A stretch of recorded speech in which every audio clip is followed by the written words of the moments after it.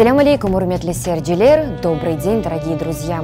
Трагическая дата 18 мая занимает особое место в истории крымско-татарского народа. Сегодня в Элифбе поговорим о депортации.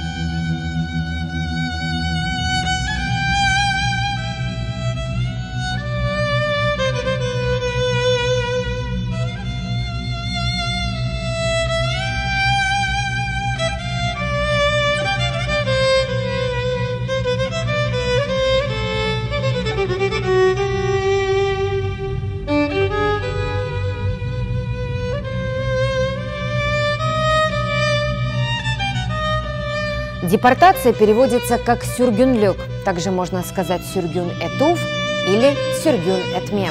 Депортированный «сюргюн этельген», депортировать «сюргюн этмек».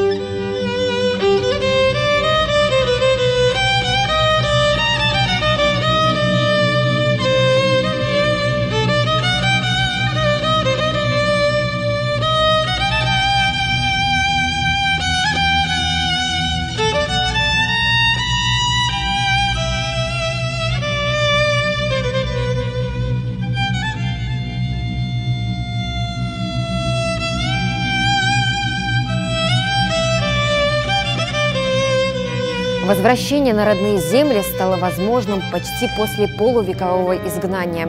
Десятки тысяч крымских татар остаются на чужбине.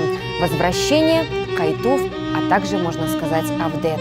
Мы всегда возвращаемся.